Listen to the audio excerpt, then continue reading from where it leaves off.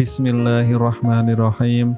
Allahumma sholli wa sallim wa barik ala Sayyidina Muhammad miftahi babi rahmatillah adada ma fi ilmillah sholatan wa salaman daimaini bidawami mulkillah wa ala alihi wa sahbihi.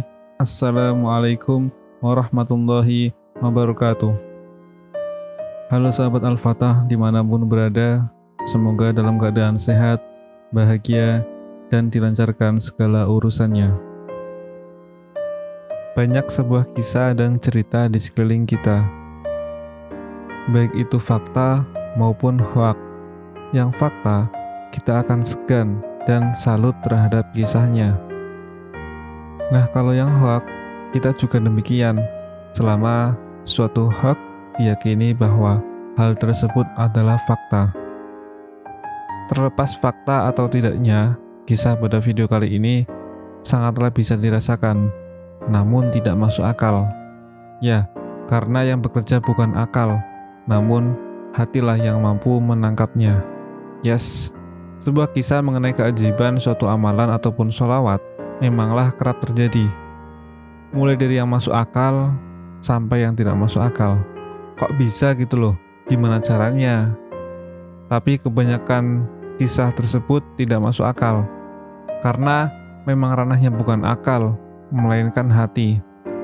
Hati yang bagaimana? Yakni hati yang mampu merasakan khidmahnya dalam bersolawat maupun berzikir. Hati yang telah terkena cipratan keberkahan Rasulullah. Hati yang telah mendominasi kehidupan seseorang dan mengalahkan peran akal. Sungguh beruntung seorang hamba yang telah merasakan kedamaian dalam hatinya, sehingga mampu merasakan hal-hal yang tidak masuk diserap oleh akal. Semoga kita semua yang mendengarkan kisah-kisah ini dibukakan hatinya untuk bisa merasakan betapa agungnya kedahsyatan, keajaiban dari sebuah sholawat maupun amalan lainnya. Amin. Kisah kali ini berasal dari sahabat kita yang bernama Ika dari Jogja dan sekarang berdomisili di Batam. Jadi beliau diberi kesempatan oleh Allah untuk merasakan keberkahan dan keajaiban sholawat. Untuk itu, beliau ingin berbagi cerita kepada kita semua. Semoga kisahnya ini menginspirasi para sahabat Al-Fatah dimanapun berada. Cerita bermula pada saat beliau sedang dilanda nikmat sakit oleh Allah. Beberapa tahun yang lalu, beliau divonis menderita kanker payudara. Beliau pikir itu sakit yang cukup serius dan tentunya butuh biaya yang juga tidak main-main. Akhirnya beliau memohon kepada Allah agar mengangkat penyakit tersebut disertai rajin membaca sholawat Jibril sebanyak 100 kali.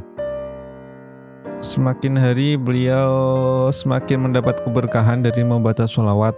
Berangsur-angsur Allah tunjukkan kuasanya dengan menyembuhkan penyakit beliau. Tapi ternyata cobaan beliau tidak hanya di sana saja. Seorang teman datang kepada beliau dan menagih uang yang beliau pinjam.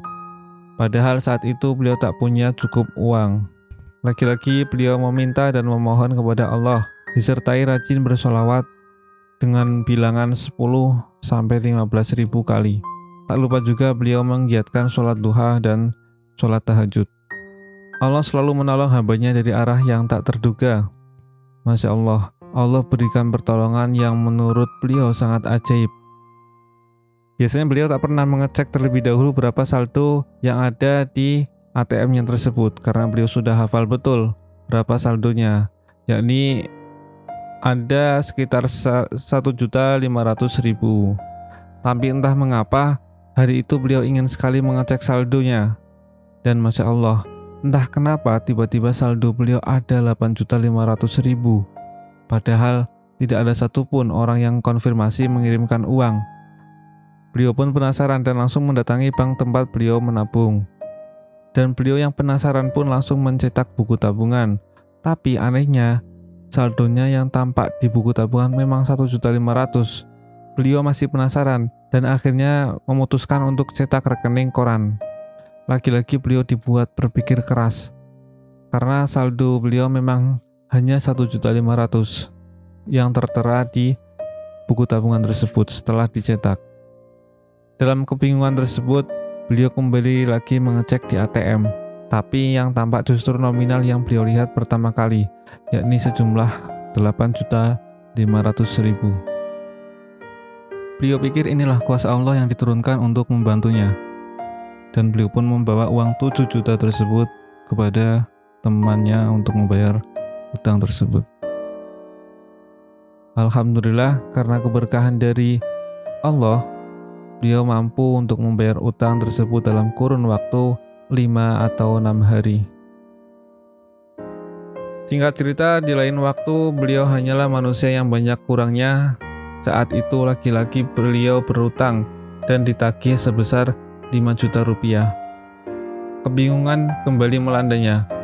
Di sana beliau meyakini bahwa memang tidak punya uang, tapi beliau punya Allah sebagai penolong di segala kesulitan. Lagi-lagi ia merayu Allah dengan sholawat. Kali ini beliau rutinkan sholawat Jibril 10.000 sampai 20.000 kali dan sholawat munjiat 500 kali. 3 hari kemudian tiba-tiba beliau mendapat telepon dari sahabatnya tersebut. Sahabatnya tersebut berterima kasih karena uangnya sudah dikembalikan olehnya. Tentu saja sahabat kita, Mbak Ika tersebut kaget karena beliau tidak pernah memberikan uang kepada sahabatnya tersebut. Akhirnya esok hari beliau bersilaturahim ke rumahnya sekedar untuk konfirmasi kata-katanya kemarin. Tapi baru saja sampai, beliau disambut oleh anaknya yang masih duduk di kelas 6 SD, dan yang membuat beliau takjub lagi adalah anak itu bilang, "Mama, ini ada Tante Ika yang kemarin titip uang itu." Beliau pun terbelalak karena heran. Pasalnya, beliau belum datang ke sana, apalagi sampai menitipkan uang untuk membayar utang pada ibunya.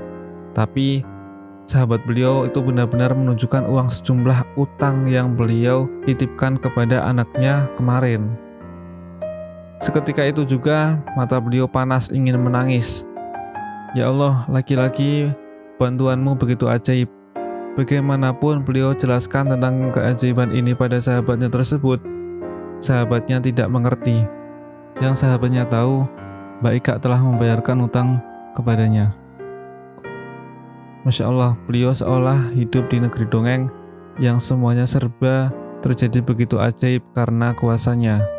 Beliau meyakini bahwa inilah karomah dari hasil merayu Allah dengan bersolawat kepada kekasihnya. Sekian kisah dari sahabat kita, Mbak Ika, yang luar biasa sekali. Setelah mendengarkan kisah dari Mbak Ika tersebut, sangatlah membahagiakan. Yang pertama, beliau bisa sembuh dari sakitnya karena berdoa meminta kepada Allah, disertai rajin membaca sholawat. Tidak hanya itu, beliau juga mendapatkan rezeki yang tak diduga-duga kedatangannya. Sangat misterius memang dan tidak masuk akal. Tapi begitulah kuasa Allah, tak ada yang tidak mungkin baginya. Dia menolong dengan cara yang tak pernah terpikirkan oleh manusia, yang tak pernah tersentuh oleh akal manusia. Dari kisah Mbak Ika tersebut, kita bisa belajar bahwa Mbak Ika sering mengamalkan sholawat Jibril sebanyak 10-20 ribu kali dan sholawat munjiat 500 kali. Tak lupa beliau menggiatkan sholat duha dan juga sholat tahajud setiap harinya.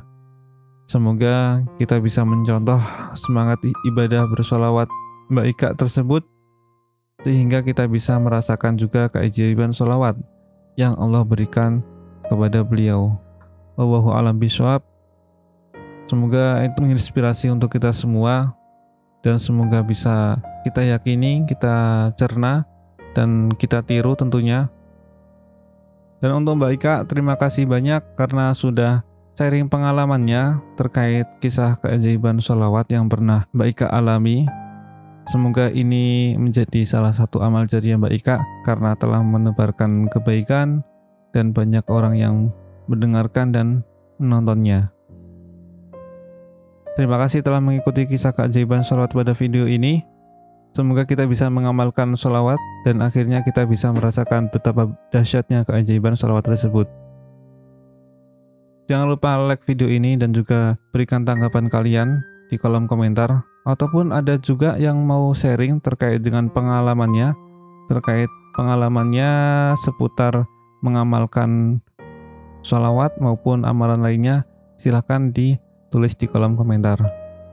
Oh ya, jangan lupa juga di subscribe channel YouTube Al-Fatah ini. Terima kasih dari saya. Wallahul muwafiq ila aqwamit thoriq. Sumahdina syiratal mustaqim. Wassalamualaikum warahmatullahi wabarakatuh.